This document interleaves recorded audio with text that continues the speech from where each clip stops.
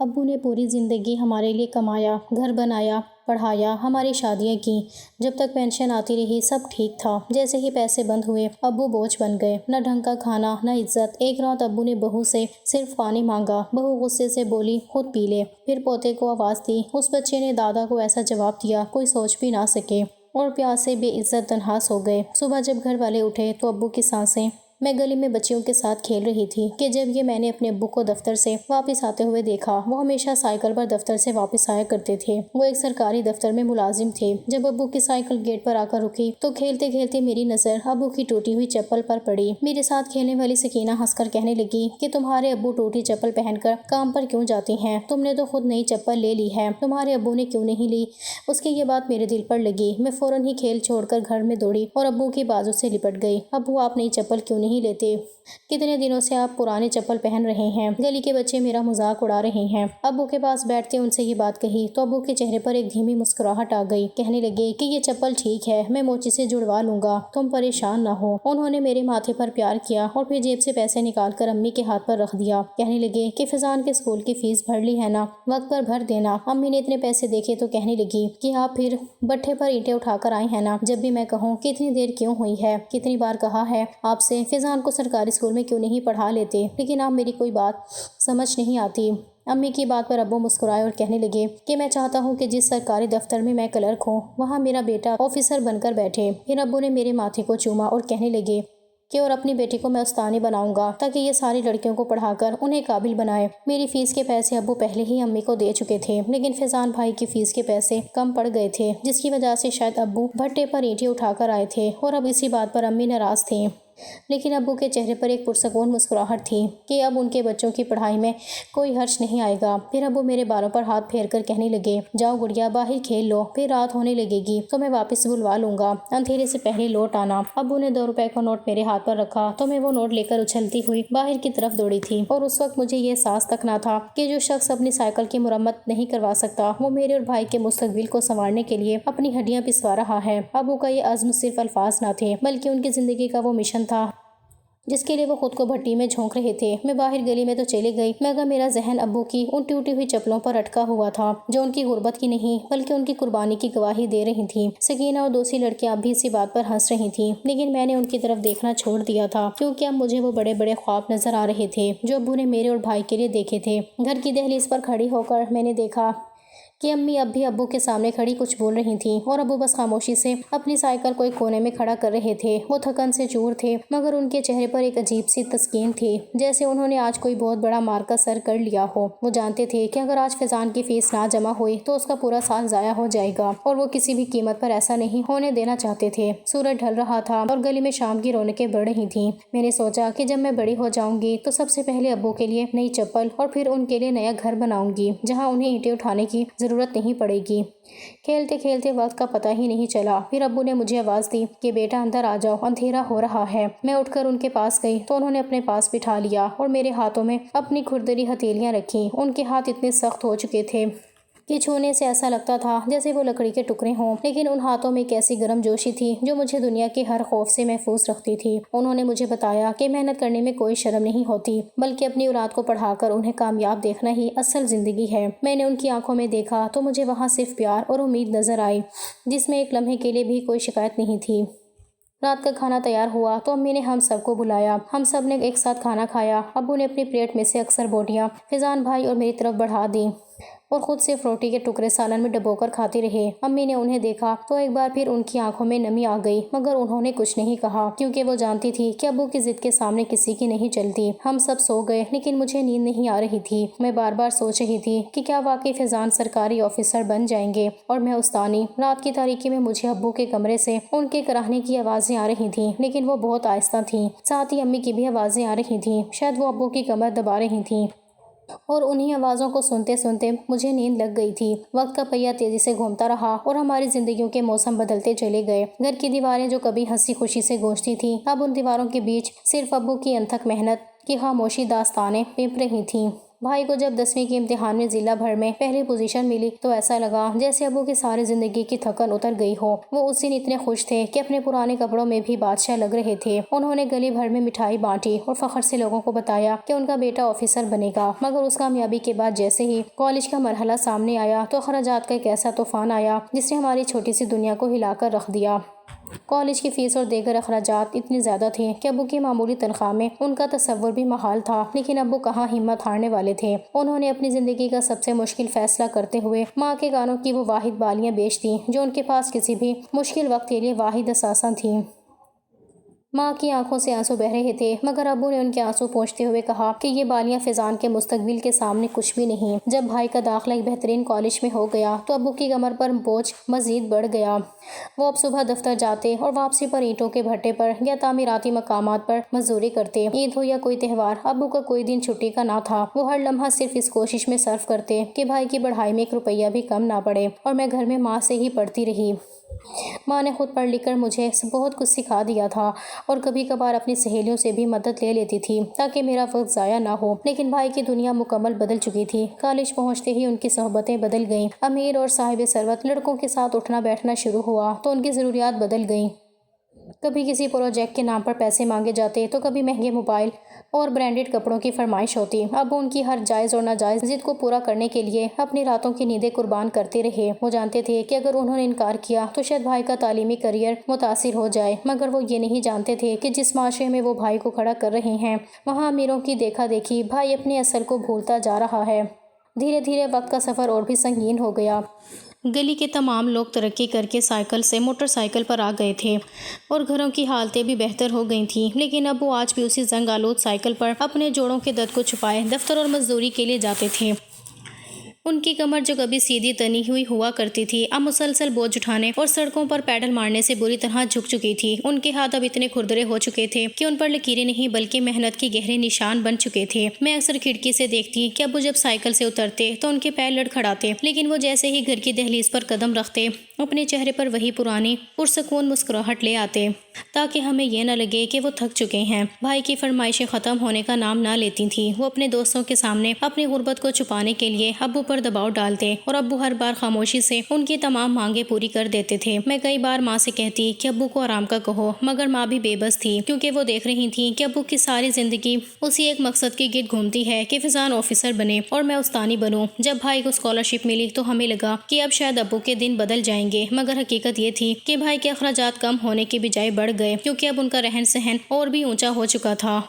وہ اب جب بھی گھر آتے تو اپنے دوستوں کے ساتھ کیفے جانے یا کسی پارٹی میں جانے کے لیے پیسے مانگتے اور ابو کسی نہ کسی طرح وہ پیسے پورے کر دیتے، حالانکہ ان کے اپنے پاس پہننے کے لیے ایک صاف قمیض بھی پوری طرح نہیں ہوتی تھی۔ کبھی کبھی مجھے خیال آتا کہ کیا ہم نے ابو کی زندگی کو اپنی خوشیوں کی بھیڑ چڑھا دیا ہے، لیکن میں خاموش رہتی کیونکہ مجھے بھی اپنے خواب پورے کرنے تھے جن کا وعدہ ابو نے مجھ سے کیا تھا کہ مجھے بھی وہ ایک اچھے کالج میں داخلہ دلوائیں گے، لیکن وہ وعدہ اب ایسا لگ رہا تھا جیسے ایک خواب ہو، کیونکہ ابو کے پاس تو اب بھائی کی فرمائشیں پوری کرنے کے لیے بھی اپنی ہڈیاں گلانی پڑ رہی تھیں۔ موسم بدلتے رہے، سال گزرتے رہے اور ابو کی سائیکل کے پیڈل کی آوازیں ہماری گلی میں کمزور سے کمزور ہوتی گئیں، لیکن ابو کا عزم اب بھی وہی تھا کہ چاہے کچھ بھی ہو جائے اپنے بچوں کو کامیاب دیکھنا ہے۔ وہ اس دور میں پہنچ چکے تھے جہاں جسم ساتھ نہیں دے رہا تھا مگر روح مسلسل اپنی اولاد کے لیے جل رہی تھی۔ ان کے چہرے کی جھریاں بڑھ گئی تھیں اور آنکھوں کی بینائی بھی کچھ کمزور ہو گئی تھی، مگر ان کا دل اب بھی وہی تھا جو کسی کو تکلیف میں دے کر پگھل جاتا تھا۔ وہ اپنی اولاد کی کامیابی کے اتنے جنونی تھے کہ انہیں اپنی صحت کا بھی خیال نہیں رہا۔ وہ اکثر رات کو جب کام سے واپس آتے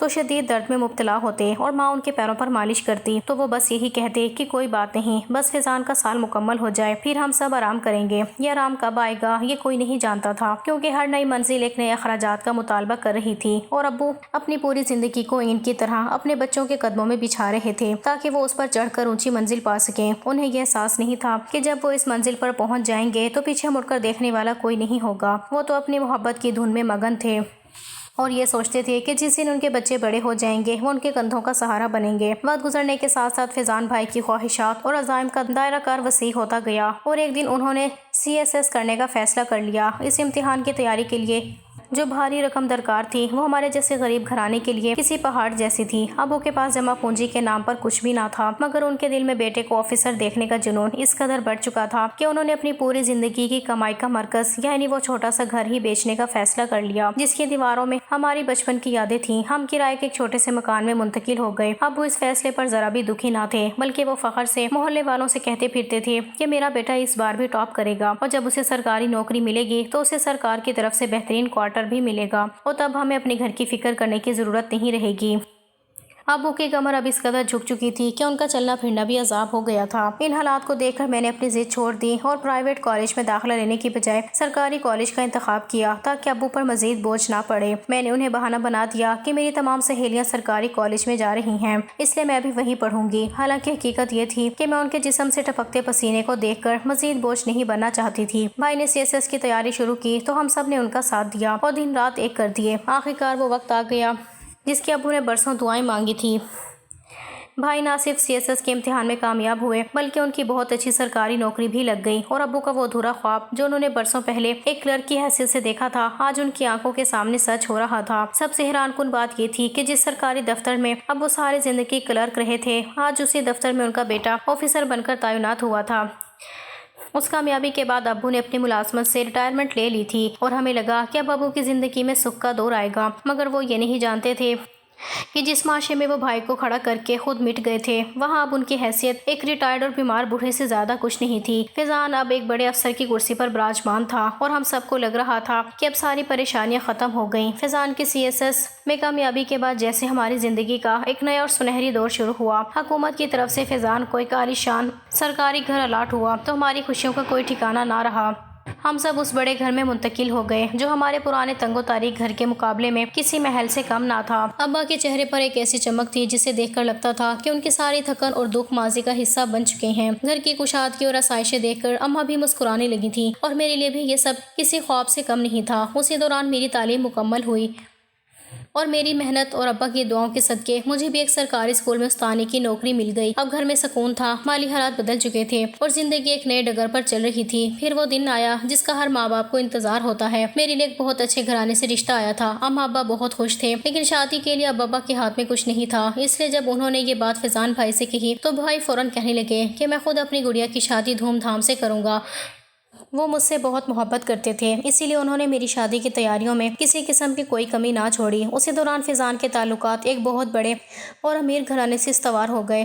اس نے ہمیں بتایا کہ وہ ماریا نامی لڑکی کو پسند کرتا ہے اور وہ اسی سے شادی کرنا چاہتا ہے۔ ماریا کی خوبیاں اور اس کے خاندان کی شان و شوکت کے قصے فیضان ہمیں سناتا رہتا تھا، اور پھر میں رخصت ہو کر اپنے سسرال پہنچ گئی۔ ماں باپ کو چھوڑنے کا غم اپنی جگہ تھا، لیکن میرا شوہر ایک بہت اچھا اور نیک انسان تھا، سسرال والے بھی بہت اچھے تھے، اسی لیے میں ان لوگوں میں پوری طرح ایڈجسٹ ہو گئی۔ میرے ماں باپ کو بھی سکون ہو گیا تھا۔ پھر میں کچھ دنوں کے لیے اپنے سسرال سے مائکے واپس آئی تھی۔ بھائی نے شام میں مجھے اپنے پاس بلایا اور کہنے لگے کہ تم میری بہن ہو اور ہم نے مل کر بہت سے مشکل دن دیکھے ہیں۔ اب جب کہ اللہ نے مجھے اس مقام پر پہنچایا ہے تو میری یہ خواہش ہے کہ تم میرے ساتھ ماریا کے گھر چلو۔ وہ ایک بہت بڑا اور بااثر خاندان ہے، اور میں چاہتا ہوں کہ میری فیملی ان سے ملے تاکہ شادی کی بات پکی ہو سکے۔ بھائی کی اس خواہش پر مجھے اور اماں ابا کو کوئی اعتراض نہ تھا۔ ہم سب کو لگا کہ چلو ہماری زندگی کا سب سے اچھا دور شروع ہو رہا ہے۔ بھائی نے ماریا کے گھر والوں کو اگلے دن ہمارے آنے کا بتا دیا تھا۔ میں اماں ابا وقت پر تیار ہو گئے تھے۔ اب ہمیں ماریا کے گھر جانا تھا کہ بھائی نے اچانک ہم سب کو کمرے میں بلایا۔ وہ بہت سنجیدہ تھے اور ان کی آواز میں وہ اپنائیت تھی جو ہمیشہ ہوا کرتی تھی۔ انہوں نے ہم سب کو اپنے سامنے بٹھایا اور ایک ایسی بات کہی جس نے ہمارے قدموں تلے سے زمین نکال دی۔ بھائی نے اپنی نظریں ابا کی طرف کی اور سرد لہجے میں کہا کہ ابا، میں نے آپ لوگوں کو اس لیے یہاں بلایا ہے تاکہ جانے سے پہلے کچھ باتیں واضح کر دوں۔ ہم جس گھرانے میں جا رہے ہیں وہ بہت اونچے سٹیٹس کے لوگ ہیں۔ وہاں جا کر آپ کو ایک بات کا خاص خیال رکھنا ہوگا کہ وہاں ہمارے پرانے محلے یا اس چھوٹے سے کرائے کے گھر کا ذکر بالکل نہ کیجیے گا، اور نہ ہی یہ بتانے کی کوشش کیجیے گا کہ آپ نے اپنی پوری زندگی اینٹوں کے بھٹے پر مزدوری کر کے اور سائیکل چلا کر گزاری ہے، کیونکہ میں نے ان لوگوں کو یہی بتایا ہے کہ آپ بھی ایک سرکاری دفتر میں 18 گریڈ کے ملازم تھے اور اب عزت کے ساتھ ریٹائر ہوئے ہیں۔ میں نہیں چاہتا کہ ہمارا ماضی یا میری اصل حقیقت ان کے سامنے آئے، کیونکہ مجھے اپنی عزت اور اپنے سٹیٹس کی بہت فکر ہے، اور میں کسی صورت یہ نہیں چاہوں گا کہ ان لوگوں کو ہمارے پسماندہ پس منظر کا پتہ چلے۔ یہ الفاظ سن کر کمرے میں ایسی خاموشی چھا گئی جیسے سب کی سانسیں رک گئی ہوں۔ ابا کا چہرہ جو بھی تھوڑی دیر پہلے اپنے بیٹی کی کامیابی پر تمتماتا ہوا تھا اب یکدم بے رونق ہو گیا۔ ان کی آنکھوں میں ایک ایسا دکھ اترا جو میں زندگی بھر نہیں بھول سکتی۔ انہوں نے کانپتی ہوئی آواز میں بھائی کی طرف دیکھا اور آہستہ سے کہا کہ بیٹا، سچائی چھپانے کا کیا جواز بنتا ہے؟ ہم سچ کیوں چھپائیں؟ میں نے جو کچھ کیا اپنے بچوں کی خوشیوں کے لیے کیا، اور ایک محنتی باپ کا کردار کوئی شرمندگی کی بات نہیں بلکہ میری کمائی ہوئی عزت ہے۔ مگر بھائی کے کانوں میں جوں تک نہ رینگی۔ اس نے ایک بار پھر سختی سے بات کو کاٹا اور کہا کہ ابا، آپ نہیں سمجھتے کہ آج کی دنیا صرف سٹیٹس دیکھتی ہے۔ مجھے اب بھی شرم آتی ہے یہ بتانے میں کہ آپ ایک کلرک تھے اور میں ایک کلرک کا بیٹا۔ لوگ آپ کی ان کہانیوں کو نہیں دیکھیں گے، وہ صرف میرے عہدے کو دیکھیں گے۔ اس لیے آپ بس خاموشی سے بیٹھیں گے اور جو میں نے کہا ہے صرف وہی بولیں گے۔ بھائی کی یہ بات سن کر ابا کا دل پاش پاش ہو گیا۔ وہ جو اپنی پوری زندگی اپنی اولاد کے لیے مٹا چکے تھے، آج اسی اولاد کی نظر میں اپنی ذات کے لیے شرمندگی کا سبب بن گئے تھے۔ وہ اپنی کمر کو سیدھا کرنے کی کوشش میں ناکام رہے، کیونکہ آج ان کا دل بیٹے کے الفاظ سے بری طرح ٹوٹ چکا تھا۔ وہ مزید کچھ نہ کہہ سکے، بس سر جھکائے خاموشی سے کھڑے رہے، جبکہ ماں کی آنکھوں سے آنسو بہہ رہے تھے۔ اور میں یہ سب دیکھ کر سکتے میں تھی کہ یہ وہی فیضان ہے جس کی خاطر ابا نے اپنی ہڈیاں گلائی تھیں، اور آج اسے اپنے ہی باپ کی ماضی سے اتنی نفرت ہو گئی تھی کہ وہ اپنی حقیقت ہی چھپانے پر اتر آیا تھا۔ میں نے فیضان کو روکنا چاہا کہ یہ تم کیا کر رہے ہو، لیکن ابا نے میرے ہاتھ پر ہاتھ رکھ کر مجھے خاموش کروا دیا۔ ان کی آنکھوں میں ایک ایسی گہرائی تھی جس میں دکھ اور بے بسی کے سوا کچھ نہ تھا۔ وہ بہت دھیمی اور تھکی ہوئی آواز میں بولے کہ ٹھیک ہے بیٹا، جیسے تمہیں ٹھیک لگتا ہے ہم ویسے ہی کریں گے۔ ابا کے ان الفاظ میں ایسی ہار تھی جیسے ان کی پوری زندگی کی کمائی کا سفر کسی کھائی میں گر گیا ہو۔ ہم سب ماریا کے گھر پہنچے تو بھائی کا رویہ بالکل بدل چکا تھا۔ وہ خود ہی سب کچھ طے کر رہا تھا اور وہاں موجود لوگوں کے سامنے ایسے ظاہر کر رہا تھا جیسے وہ کسی بہت بڑے خاندان کا وارث ہو۔ ابا وہاں سارا وقت سر جھکائے خاموش بیٹھے رہے۔ بھائی نے اماں کو بھی کسی بات کا موقع نہ دیا اور ہر فیصلے میں خود ہی پیش رہا، یہاں تک کہ شادی کی تاریخ اور تمام انتظامات بھی اس نے اکیلے ہی طے کر لیے۔ ہم تو بس وہاں ایک فارمیلٹی کے طور پر موجود تھے۔ واپسی کے سفر میں گاڑی میں ایسی خاموشی تھی کہ جیسے ہم کوئی بڑی غلطی کر کے آ رہے ہوں۔ گھر پہنچ کر اماں اور ابا کو جیسے سانپ سونگھ گیا تھا، ان کی بولتی بند ہو گئی تھی۔ فیضان کی شادی کی تیاریوں میں اس نے اپنی من مرضی کی ماریا کے ساتھ اکیلے ہی شاپنگ پر جاتا اور ہر چیز اپنی پسند کے مطابق خریدتا۔ اماں ابا اسے کچھ کہتے بھی تو کیسے، کیونکہ وہ اب ایک بڑا افسر تھا اور ہم اس کی نظروں میں ایک بوجھ بن چکے تھے۔ شادی کی تقریب تو گزر گئی اور میں اپنے سسرال لوٹ گئی، لیکن جب کچھ دن بعد مائکے واپس آئی تو گھر کا منظر دیکھ کر میری آنکھیں کھلی کی کھلی رہ گئیں۔ ہر طرف تبدیلی کے نشانات واضح تھے۔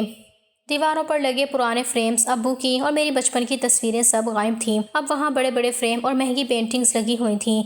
قالینوں کا رنگ اور فرنیچر کا انداز بالکل بدل چکا تھا۔ کچن میں قدم رکھا تو وہاں کی چکا چوند نے میری آنکھیں خیرہ کر دیں۔ جدید ترین برتن اور انگریزی طرز کے برتن دیکھ کر مجھے اپنے گھر کا وہ پرانا کچن یاد آ گیا جہاں اماں مٹی کے چولہے پر روٹیاں پکاتی تھیں اور ابو اسے شوق سے کھایا کرتے تھے۔ میں سیدھی اماں اور ابا کے کمرے کی طرف گئی۔ کمرے کا دروازہ نہیں ہوا تھا۔ میں نے اندر جھانکا اور دیکھا اماں اور ابا ایک کونے میں پڑی چارپائی پر بیٹھے خاموشی سے دیوار کو تک رہے تھے۔ ان کے کمرے کی حالت گھر کے باقی حصوں سے بالکل مختلف تھی۔ یہاں پرانی وہی چارپائی تھی جس پر ابو ساری زندگی تھک کر سوتے آئے تھے۔ میں نے کمرے میں قدم رکھا تو اماں نے چونک کر میری طرف دیکھا۔ ان کی آنکھوں میں ایک ایسی اداسی تھی جو میرے دل کو چیر کر رکھ گئی۔ میں نے حیرت اور دکھ سے پوچھا کہ یہ کیا ہو رہا ہے؟ اماں، آپ دونوں یہاں کیوں بیٹھی ہیں؟ باہر تو اتنی رونق ہے، پھر آپ لوگ یہاں کیوں ہیں؟ اماں کی آنکھوں سے آنسو جاری ہو گئے اور وہ کچھ نہ بول سکیں۔ تب ابا نے اپنی لرزتی ہوئی آواز میں جواب دیا کہ بیٹا، یہ گھر اب ہمارا نہیں رہا، یہاں کے طور طریقے اب ہمارے بس سے باہر ہیں۔ فیضان اور ماریا اب ایک الگ ہی دنیا میں رہتی ہیں۔ ان کا کھانا پینا، اٹھنا بیٹھنا سب انگریزی انداز میں ہے۔ ڈائننگ ٹیبل پر کانٹے اور چمچ کے ساتھ کھانا کھایا جاتا ہے۔ ہم نے پہلے 2 دن کوشش کی کہ ان کے ساتھ دسترخوان پر بیٹھیں، لیکن جب میں ہاتھ سے کھانا کھانے لگا تو ماریا کی نظریں مجھ پر ایسی گڑھیں جیسے میں کوئی جرم کر رہا ہوں، اور فیضان کا چہرہ بھی غصے سے تپ گیا۔ اس نے بعد میں مجھے تنہائی میں بلا کر کہا کہ ابا، آپ کو تمیز نہیں ہے کہ اس طرح کے گھر میں کیسے رہا جاتا ہے۔ آپ لوگوں کا دیسی انداز ماریا کے گھر والوں کی نظر میں مجھے نیچا دکھاتا ہے۔ ابا کی آنکھوں میں آنسو تھے۔ وہ بولے کہ بیٹا، میں نے تو ساری زندگی اسی ہاتھوں سے محنت کر کے اینٹیں ڈھوئی ہیں تاکہ فیضان کا مستقبل سنور سکے۔ اب انہی ہاتھوں سے کھانا کھانا اسے شرمندگی دیتا ہے، تو ہم نے طے کر لیا کہ اب ہم اپنے کمرے سے باہر نہیں نکلیں گے تاکہ فیضان اپنی بیوی کے سامنے شرمندہ نہ ہو۔ میں یہ سن کر ساکت رہ گئی۔ مجھے یقین نہیں آ رہا تھا کہ جو بیٹا کبھی اپنے باپ کی انگلی پکڑ کر چلنا سیکھا تھا، آج اسی باپ کے ہاتھ سے کھانا کھانے کو اپنی توہین سمجھ رہا ہے۔ ابا کہنے لگے کہ ملازم ایک ٹرے میں وقت پر کھانا رکھ جاتا ہے اور ہم چپ چاپ اسے کھا لیتے ہیں۔ جیسے ہم اس گھر کے مکین نہیں بلکہ قیدی ہوں۔ اب تو فیضان ہمارے کمرے میں قدم بھی نہیں رکھتا۔ وہ نوکری سے آتا ہے اور پھر بیوی کو لے کر پارٹیوں میں چلا جاتا ہے۔ اسے دیکھ کے ہمیں ہفتہ ہونے والا ہے۔ ابا کی بات پر میرا دل دھڑکنا بند ہو گیا تھا۔ مجھے یاد آیا کہ کیسے ابا نے میری فیس اور بھائی کی فیس کے لیے اپنے پیروں کی جوتیوں کو گھسا دیا تھا، کیسے وہ بٹے پر اینٹیں اٹھا کر اپنے پیٹ پر پتھر باندھ کر سوئے تھے تاکہ ان کے بچے کسی کے سامنے شرمندہ نہ ہوں، اور آج ان کا بیٹا اپنے ہی باپ کو اپنی ترقی کی راہ میں رکاوٹ اور شرمندگی سمجھ رہا ہے۔ یہ کرب کتنا گہرا تھا کہ ابا اس گھر میں اپنے ہی بیٹے کے سامنے اجنبی بن کر رہ گئے تھے۔ پورا گھر عالیشان تھا مگر وہاں ابو کے لیے کوئی عزت کا گوشہ نہیں۔ میں وہاں کھڑی رو رہی تھی اور اماں ابا مجھے دلاسا دے رہے تھے کہ بیٹا تم روتی کیوں ہو، تم اپنے سسرال میں خوش رہو، ہم تو اب اسی طرح گزارا کر لیں گے۔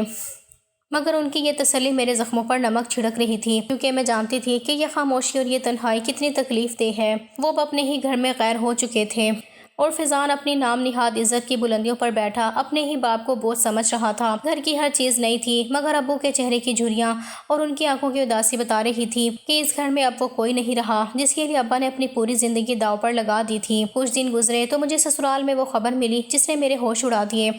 اماں اس دنیا سے رخصت ہو گئی تھیں۔ رات کے کسی پہر انہیں دل کا دورہ پڑا تھا اور وہ ہم سب کو تنہا چھوڑ کر خالق کی حقیقی سے جا ملی تھی۔ میں پاگلوں کی طرح دوڑتی ہوئی اپنے گھر پہنچی مگر وہاں پہنچ کر جو منظر دیکھا اس نے میرے دل کے ٹکڑے کر دیے۔ گھر میں تعزیت کے لیے آئے ہوئے بھائی کے امیر اور رئیس دوست وہاں موجود تھے، ان کے سسرال والے بھی آئے ہوئے تھے۔ ماحول ایسا تھا جیسے اماں کا انتقال نہیں ہوا بلکہ کوئی تقریب ہو رہی ہو۔ ان سب کا رویہ اور تیاریاں ہی کچھ ایسی تھیں جو دل کو دہلا دیں۔ بھابھی سفید لباس میں ملبوس، گہرے میک اپ اور تیز سرخ لپسٹک لگائے بالکل تیار بیٹھی تھیں اور انہیں دیکھ کر ذرا بھی اندازہ نہیں ہوتا تھا کہ گھر میں ایک بڑی ہستی کا انتقال ہوا ہے، جبکہ میرے ابا گھر کے اندھیرے کونے میں بالکل گمنام اور شکستہ حال بیٹھے ہوئے تھے۔ میں نے ابا کے پاس جا کر انہیں گلے لگایا تو ان کا جسم کسی سوکھی لکڑی کی طرح کانپ رہا تھا۔ اماں کی تدفین کے بعد مجھے مجبوری کے عالم میں اپنے سسرال واپس لوٹنا پڑا، لیکن اس دن کے بعد سے میں نے ابا کو اپنی زندگی کا واحد محور بنا لیا۔ میں روزانہ انہیں فون کرتی، ان کی خیر و خیریت پوچھتی۔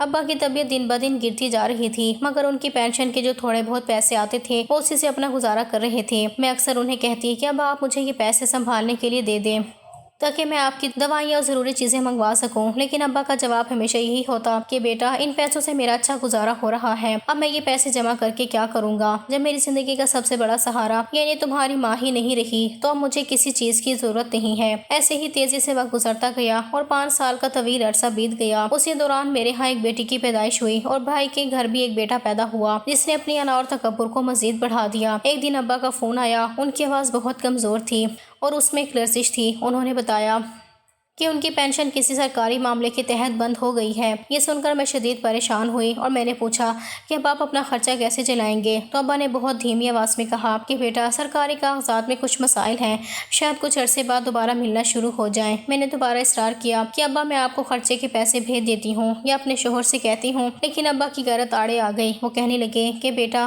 فیضان کے ہوتے ہوئے میں کسی اور سے مدد کیسے لے سکتا ہوں، یہ بات میری غیرت کو گوارا نہیں ہوگی۔ ابا کی اس خودداری پر میں بھی خاموش ہو گئی کیونکہ میں جانتی تھی کہ وہ اپنی عزت نفس کے ساتھ کسی سمجھوتے کے قائل نہیں تھے۔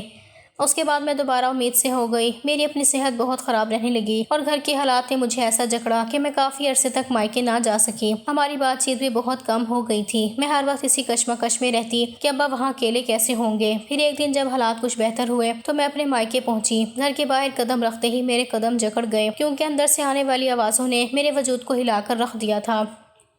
بھابھی کی تیکھی اور کرخت آواز سنائی دے رہی تھی اور پھر میرے کانوں میں وہ جملہ پڑا جس نے میری روح کو زخمی کر دیا۔ میں نے سنا کہ بھابھی غصے سے چیخ رہی تھی کہ سارا دن پانی مانگ مانگ کر مجھے تنگ کر دیا ہے، خود چل کر کچن میں نہیں آ سکتے، کیا کوئی اور کام نہیں ہے مجھے؟ اور پھر ابا کی دبی ہوئی اور لرزتی ہوئی آواز آئی جو کہ صرف پانی کا ایک گھونٹ مانگ رہے تھے، لیکن جواب میں بھابھی کی چیخیں اور توہین آمیز الفاظ تھے۔ میں دروازے کے پیچھے کھڑی یہ سب سن رہی تھی اور میرے پیر زمین میں دھنس گئے تھے۔ میں نے سوچا کہ یہ وہی گھر ہے جسے بنانے کے لیے ابا نے اپنا سب کچھ لٹا دیا تھا اور آج ان کے اپنے گھر میں انہیں ایک گلاس پانی کے لیے اتنی ذلت سہنی پڑ رہی تھی۔ ابا دیوار کا سہارا لیے کھڑے تھے، شاید ان کے لیے قدم اٹھانا بھی مشکل ہو رہا تھا، جبکہ میں اپنی جگہ ساکت ہو گئی تھی۔ انہوں نے اپنا 4 سالہ پوتے کو کہا کہ مجھے تھوڑا سا پانی دے دو، اور بدلے میں جو اس بچے نے کہا وہ سن کر مجھے اپنے کانوں پر یقین نہیں آیا۔ وہ معصوم سا 4 سالہ بچہ میرے باپ کو ذلیل کرتے ہوئے کہہ رہا تھا کہ آپ کب دادے کے پاس جائیں گے، آپ نے ہمیں تنگ کر دیا ہے، کھیلنے بھی نہیں دیتے، ماما صحیح کہتی ہیں، کہ پتہ نہیں کیوں بابا نے آپ کو گھر میں رکھا ہوا ہے، آپ کو تو اب دادی کے پاس چلے جانا چاہیے، کیا آپ کا اپنا کوئی گھر نہیں ہے؟ وہ اور بھی ابا سے بہت کچھ کہہ رہا تھا اور ابا کی آنکھوں سے آنسو بہنے لگے تھے۔ میں تیزی سے اندر داخل ہوئی، میں نے ابا کو پانی پلاتے ہوئے انہیں سینے سے لگا لیا۔ ابا میرے سینے سے لگ کر بچوں کی طرح رونے لگے۔ میں کافی دیر ابا کے پاس بیٹھی رہی اور پھر میں نے ابا سے کہا، آپ میرے ساتھ میرے گھر چلیں، لیکن ابا نے سر جھکا کر کہنے لگے، بیٹے کے ہوتے ہوئے داماد کے گھر رہوں گا تو لوگ میرے بیٹے کو برا کہیں گے۔ انہیں اب بھی اپنے بیٹے کا خیال تھا۔ پھر مجبوراً میں ابا کو چھوڑ کر واپس اپنے گھر آ گئی اور اگلی صبح بھائی کے فون پر میں واپس آئی، کیونکہ بھائی نے بتایا تھا کہ ابا کو سانس لینے میں بہت دشواری ہو رہی ہے اور انہیں ہسپتال لے کر جا رہے ہیں۔ میں بھی ہسپتال ہی پہنچی تھی اور پھر وہاں پر بھائی نظر آیا جو کوریڈور میں ٹہل رہا تھا۔ مجھے دیکھتے ہی وہ کہنے لگا، میری بہت ضروری میٹنگ ہے، تم ہسپتال میں رک جاؤ، مجھے جانا ہے۔ میں نے نفرت بھری نظر سے اپنے بھائی کو دیکھا اور کہا کہ ہاں ٹھیک ہے جاؤ، لیکن اب کبھی پلٹ کر مت آنا، کیونکہ مجھے ابا کو اب تمہاری ضرورت نہیں ہے۔ میری بات پر وہ ایک لمحے کے لیے رک کر مجھے دیکھنے لگا اور پھر میں نے اس کا گریبان پکڑ لیا اور کہا کہ تمہیں شرم آنی چاہیے، جس باپ نے تمہیں اس مقام تک پہنچایا، تم نے اسی باپ کو مٹی میں دفن کرنے کا پورا انتظام کر لیا۔ آج کے بعد ہمارا تم سے کوئی واسطہ نہیں ہے۔ بھائی مجھے غصے سے دیکھتا ہوا چلا گیا تھا۔ ابا کی حالت سنبھل گئی تھی، میں انہیں زبردستی اپنے گھر لے آئی تھی۔ میرے شوہر ان کا خیال رکھنے لگے تھے، میرے سسرال والے بھی بہت اچھے تھے، اسی لیے ابا کے آنے پر کسی کو کوئی اعتراض نہیں ہوا تھا، ورنہ اگر میرے سسرال والے میرا ساتھ نہ دیتے تو نہ جانے میں کہاں جاتی۔ پھر کچھ ہی عرصے میں ابا کی حالت بہتر ہو گئی۔ میری بیٹی ابا کا بہت خیال رکھتی تھی، ابا کا بھی دل بہل گیا تھا۔ کچھ سالوں بعد ابا کا انتقال ہوا، بھائی میت پر آئے تو میں نے انہیں کچھ نہ کہا، وہ بس ابا کا دیدار کر کے چلے گئے تھے، جیسے انہوں نے اپنا یہ آخری فرض پورا کر دیا ہو۔ ہاں ایسے ہی زندگی کی گاڑی چلتی رہی تھی۔ میں اکثر اپنے بھائی اور ماں باپ کو یاد کر کے روتی تھی۔ ماں باپ تو اس دنیا سے چلے گئے تھے، لیکن بھائی ہو کر بھی نہیں رہا تھا۔ پھر کافی سالوں بعد ایک دن میری بیٹی نے کہا کہ اس کے لیے کچھ لوگ رشتہ لانا چاہتے ہیں، لڑکا اسے یونیورسٹی میں پسند کرتا ہے، اسی لیے وہ آنا چاہتے ہیں۔ اس بات پر مجھے کوئی اعتراض نہیں تھا، نہ ہی میرے شوہر کو۔ ہم نے کہا کہ انہیں شام کو بلا لو، اور پھر جب شام کو وہ لوگ آئے تو انہیں دیکھ کر میرے ہوش اڑ گئے، کیونکہ لڑکا کوئی اور نہیں بلکہ میرا بھتیجا تھا۔ پینٹ کوٹ پہنے وہ بہت ہی خوبصورت اور ہینڈسم نوجوان لگ رہا تھا۔ بھائی اور بھابھی کے کندھے جھکے ہوئے تھے۔ بھائی کا حال ایسا تھا کہ مجھے یہ سمجھنے میں دیر نہیں لگی کہ آج وہ ابا کی جگہ پر ہیں اور ان کا بیٹا ان کی جوانی والی جگہ پر۔ میرا بھتیجا خود ہی بڑھ چڑھ کر بتا رہا تھا کہ وہ اپنا کاروبار کرتا ہے، وہ ایک بہت مہنگے اور پوش ایریا کا نام لے رہا تھا کہ وہ وہاں رہتے ہیں، جبکہ میرا بھائی بالکل چپ چاپ بیٹھا تھا۔ مجھے دیکھنے کے بعد تو اس میں اتنی سکت بھی نہ رہی تھی کہ وہ کچھ کہہ سکتا۔ کچھ دیر تو میں چپ چاپ بیٹھی رہی، پھر میرا سب ٹوٹ گیا۔ میں نے آگے بڑھ کر بھائی کو گلے سے لگایا تو بھائی بچوں کی طرح رونے لگا اور کہنے لگا، آج میں اپنے باپ کا دکھ سمجھ سکتا ہوں۔ آج یہاں آنے سے پہلے میرے بیٹے نے مجھے وہی سب کچھ کہا جو میں اپنے باپ کو کہہ کر ماریہ کے گھر گیا تھا۔ میرے بیٹے نے کہا کہ اب آپ یہ مت کہیے گا کہ آپ ایک سرکاری آفیسر تھے، آج کل لوگ ایسے لوگوں کو کرپٹ سمجھتے ہیں۔ میرا اپنا کاروبار ہے اور میں چاہتا ہوں کہ آپ بس یہی کہیں کہ ہم خاندانی کاروباری لوگ ہیں۔ بھائی نے روتے ہوئے مجھ سے معافی مانگی تھی۔ اماں ابا سے معافی مانگنے کی تو انہیں شاید مہلت ہی نہیں ملی تھی، لیکن وہ بہت شرمندہ تھے، جبکہ ان کا بیٹا یہ سب دیکھ کر خاموش ہو گیا تھا۔ پھر میں نے محبت سے سمجھایا کہ تم وہ غلطی نہ کرو جو تمہارے ماں باپ نے کی ہے، اپنے ماں باپ کو عزت دو، کیونکہ ان کی وجہ سے ہی آج تم اس مقام پر ہو۔ میں نے اپنے بھتیجے کے ساتھ اپنی بیٹی کا رشتہ پکا کر دیا تھا۔ میری بیٹی رخصت ہو کر گئی تو اس نے میرے بھائی کا بہت خیال رکھا۔ جب میری بھابھی میری بیٹی کو ان کی خدمت کرتے دیکھتی تو ان کی آنکھوں میں آنسو آ جاتے۔ بھابھی نے بھی مجھ سے معافی مانگی تھی اور میں نے کھلے دل سے انہیں معاف کر دیا تھا، کیونکہ جو کچھ انہوں نے بویا تھا شاید اسے تھوڑا کم ہی صحیح لیکن کاٹ لیا تھا۔ وقت نے سب کچھ سکھا دیا تھا۔ آج جب میں اپنے بھائی کو دیکھتی ہوں تو مجھے وہ پرانی سائیکل اور ابا کی ٹوٹی ہوئی چپل یاد آ جاتی ہے۔ قدرت کا نظام کتنا انصاف پسند ہے کہ انسان کو وہی کچھ لوٹا دیتا ہے جو اس نے کبھی دوسروں کو دیا تھا۔ اب بھائی کے گھر میں سکون تھا اور شاید میرے ماں باپ کی روحیں بھی اب مطمئن ہو گئی ہوں گی کہ ان کے بچے اب محبت اور احترام کا مطلب سمجھ چکے تھے۔